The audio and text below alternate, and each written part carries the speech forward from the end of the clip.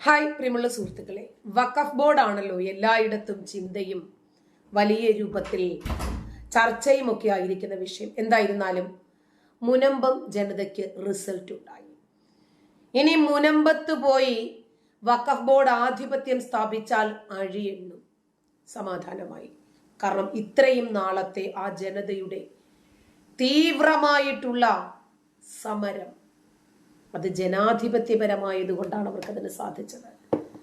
ഇത് ജനാധിപത്യ രാജ്യമായതുകൊണ്ട് മനുഷ്യാവകാശ ലംഘനങ്ങളെയും ഭരണഘടനാ ലംഘനങ്ങളെയും അവർക്ക് പ്രതിരോധിക്കാൻ സാധിച്ചു. പക്ഷേ ഒരു മതരാജ്യമാണെങ്കിലോ, ഇപ്പൊ പാകിസ്ഥാനില് പറ്റുമോ? ഇറാനില് സാധിക്കുമോ? മഹ്സാമിനി എന്ന് പറയുന്ന 22കാരി നേരാമണ്ണം ഇസ്ലാമിക വസ്ത്രം ധരിച്ചില്ല എന്ന കാരണത്താൽ ആ പെണ്ണൊരുത്തിയെ മുടിമുറിച്ചും മൂക്കുമുറിച്ചും മൃഗീയമായി ക്രൂരമായി പീഡിപ്പിച്ചു കൊന്നിട്ട് പ്രതിഷേധിക്കാൻ പറ്റിയോ? എന്നിട്ടും ആ ജനത പ്രതിഷേധിക്കാൻ ഇറങ്ങി മരണം വരിക്കുകയാണ് ചെയ്തത്. ഇപ്പോൾ വഖഫ് ബില്ല് പലയിടത്തും പാസ്സായത് നമ്മൾ കണ്ടല്ലോ. ഇന്ന് ഒരു നാട്, ഇന്ത്യക്കകത്ത് തന്നെയാണ് കേട്ടോ, ഒരു സംസ്ഥാനം ഇന്ന് രാവിലെ ഉറക്കമുണർന്നത് ആ കാടൻ നിയമങ്ങളെ ചുമരുകൾക്കും അപ്പുറത്തേക്ക് വലിച്ചെറിഞ്ഞിട്ടായിരുന്നു. അയ്യോ, ഇന്ത്യയിൽ ഇത് പാസ്സായി, പണിയോക്കടാന്ന് സംസ്ഥാന സർക്കാർ. നട്ടെല്ലുള്ള സംസ്ഥാന സർക്കാരാണ് ഭരിക്കുന്നതെങ്കിൽ തീർച്ചയായിട്ടും അവിടെയൊക്കെ ഇത്തരം നിയമങ്ങൾ പാസ്സായിരിക്കും. CAA നടപ്പിലാക്കിയില്ലേ യു പിയിലെ യോഗി? എന്താ പറ്റാത്തത്?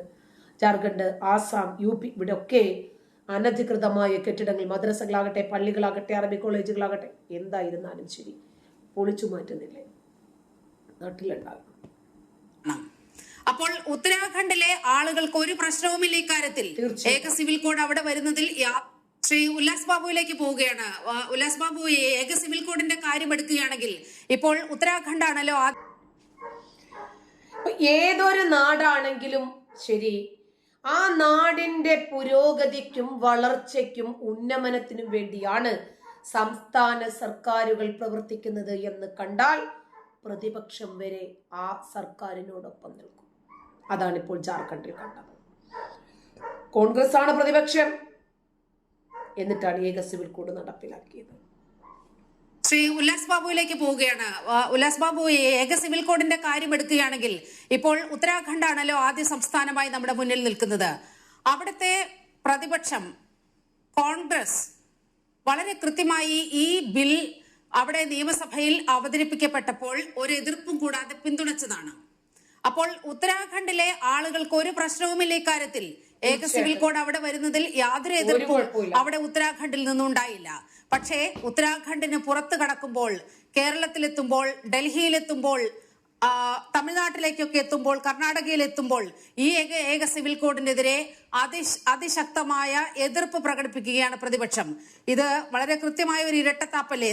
ജാർഖണ്ഡിലും കോൺഗ്രസ് തന്നെയാണ് പ്രതിപക്ഷം, എന്നിട്ട് അവര് പോലും ഏക സിവിൽ കോഡിനെ അനുകൂലിക്കുകയാണ് ചെയ്തത്. പക്ഷേ മറ്റ് സംസ്ഥാനങ്ങളിലുള്ള കോൺഗ്രസിന്റെ അവസ്ഥ എന്താ? ല്ല നോക്കൂ, നെഹ്റു മുതൽ അംബേദ്കർ, EMS, ഏറ്റവും ഒടുവിൽ ശശി തരൂർ വരെ ഏക സിവിൽ കോഡിനെ അനുകൂലിച്ചുകൊണ്ട് പല ഘട്ടത്തിലും രംഗത്തെത്തുന്ന സാഹചര്യം നമ്മൾ കണ്ടിട്ടുള്ളതാണ്. ഇതിനെയൊക്കെ കണ്ണടച്ച് ഇരുട്ടാക്കിക്കൊണ്ടാണ് ഇത്തരത്തിൽ ഭരണഘടന അട്ടിമറിക്കാൻ പോകുന്നു, ന്യൂനപക്ഷങ്ങൾക്കുള്ള എല്ലാ അവകാശങ്ങളും നിഷേധിക്കപ്പെടുന്നു ഏക സിവിൽ കോഡ് എന്നുള്ള രീതിയിൽ അടുത്ത പ്രചാരണം കോൺഗ്രസിന്റെ ഭാഗത്തു നിന്നും പ്രതിപക്ഷത്തിന്റെ ഭാഗത്തു നിന്നും ഉണ്ടാകുന്നത്. മുഖ്യമന്ത്രി പുഷ്കർ സിംഗ് ധാമിയുടെ നേതൃത്വത്തിൽ യൂണിഫോം സിവിൽ കോഡ് ഉണ്ടാക്കുമെന്ന് ജനങ്ങളോട് കൃത്യമായി പറഞ്ഞുകൊണ്ട് തന്നെയാണ് 20,000-20,000 ആളുകളെ നേരിട്ട് കാണുകയും 2,30,000 രേഖാമൂലമുള്ള അഭിപ്രായങ്ങൾ സ്വീകരിക്കുകയും ഒക്കെ ചെയ്ത് പ്രതിപക്ഷ ആളുകളും അംഗീകരിച്ചുകൊണ്ട് ഇതൊക്കെ വന്നത്.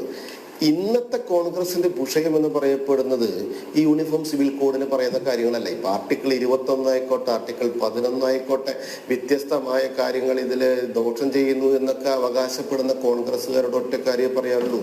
യൂണിഫോം സിവിൽ കോഡ് എന്ന് പറയപ്പെടുന്നത് എനിക്കും നിങ്ങൾക്കും അവർക്കും ഇവർക്കുമൊക്കെ ഒരേ നിയമമാകണമെന്ന്. ആണും പെണ്ണും എന്ന് പറയപ്പെടുന്നത് വ്യത്യസ്ത മതവിഭാഗങ്ങളിൽ പെട്ടതാണെങ്കിൽ കൂടി അവർക്ക് അവരുടെ മണ്ണിൽ അവരുടെ നാട്ടിൽ കൃത്യമായി ജീവിക്കാനും വളരാനും ഉണ്ണാനും ഉടുക്കാനുമുള്ള നിയമം എന്ന് പറയപ്പെടുന്നത് തുല്യമായിരിക്കണം എന്ന് പറയുമ്പോൾ കോൺഗ്രസ്സുകാരനാണ് എന്താണ് ഇത്ര പ്രശ്നം? അപ്പൊ ഏതൊരു രാജ്യത്തായിരുന്നാലും ശരി, മതത്തിന്റെ പേരിൽ ഒരു വിവേചനമില്ലാതെ എല്ലാ മനുഷ്യരും ആ ഭരണഘടനയുടെ കീഴിൽ തുല്യരായിരിക്കണം എന്ന രൂപത്തിൽ ഒരു നിയമം കൊണ്ടുവരുമ്പോൾ, അല്ല ഞങ്ങൾ കുറച്ച് എക്സ്പെഷ്യൽ ആണ് എന്ന് പറഞ്ഞിട്ട് മുസ്ലിങ്ങൾ മുന്നോട്ട് വന്നാൽ മാറി നിൽക്കടാ എന്ന് പറയാൻ ഒരു ശക്തരായ സംസ്ഥാന സർക്കാർ അവിടെ ഉണ്ടെങ്കിൽ അവർ മാറി നിൽക്കും. കോൺഗ്രസ്സുകാരന് അത് പറ്റില്ല. കോൺഗ്രസ്സുകാരന് ഇവിടെ എന്താണ് വേണ്ടത്?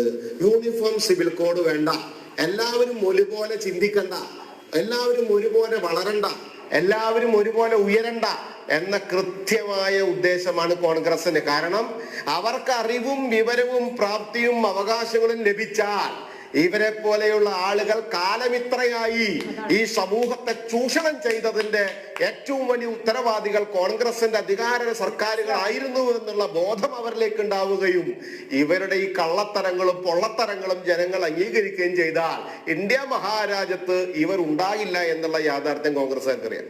അതാണ് കോൺഗ്രസ്സുകാരെ എതിർക്കുന്നത്.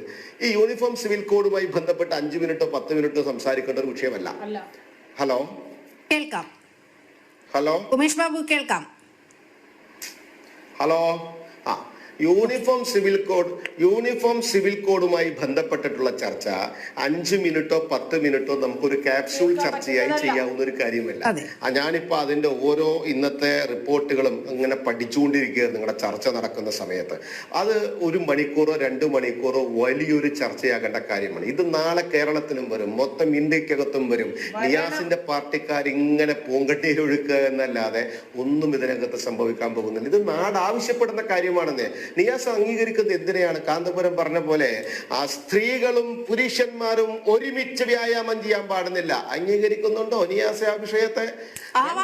നിയാസിനെ മുതൽ നിയാസിന്റെ കുടുംബത്തിലുള്ള ഒരാളെയും സ്കൂളിലേക്കോ ബസ് സ്റ്റോപ്പുകളിലേക്കോ കോളേജുകളിലേക്കോ പൊതു ഇടങ്ങളിലേക്കോ ഇടകലരാൻ വേണ്ടിട്ട് വിടാതിരിക്കുവോ? ഇവർക്ക് ഇവരുടെ കുടുംബങ്ങളിൽ പോലും ഈ നിയമം പാസ്സാക്കാൻ പറ്റില്ല, പിന്നല്ലേ രാജ്യത്ത്?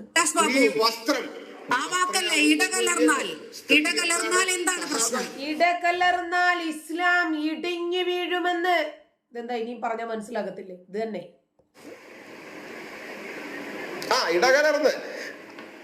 ഇടകലർന്ന് നിന്നു, അല്ലെങ്കിൽ അവർ പരസ്യമായി നിന്ന് വ്യായാമം ചെയ്തു.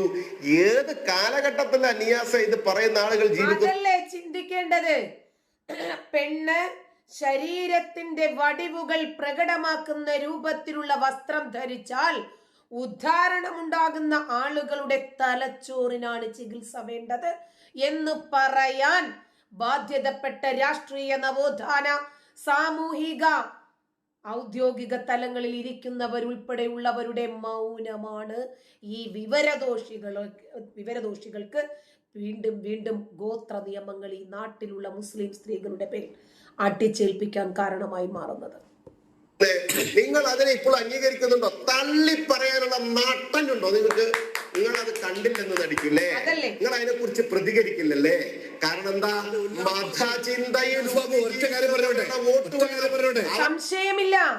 AP കാന്തപുരത്തെ പോലെയുള്ള തലച്ചോറിന് നരബാധിച്ചിട്ടുള്ള 6-ാം നൂറ്റാണ്ടിന്റെ മതം ഒരു ദിവസം 3-4 നേരം കൂട്ടിക്കുഴച്ച് കരിച്ചെടുത്ത് വിഴുങ്ങുന്ന ഈ മതവിഭാഗത്തെ എതിർക്കാൻ ഇവർക്ക് ധൈര്യമില്ല. ഇത് തന്നെയാണ് കാരണം. നന്ദി.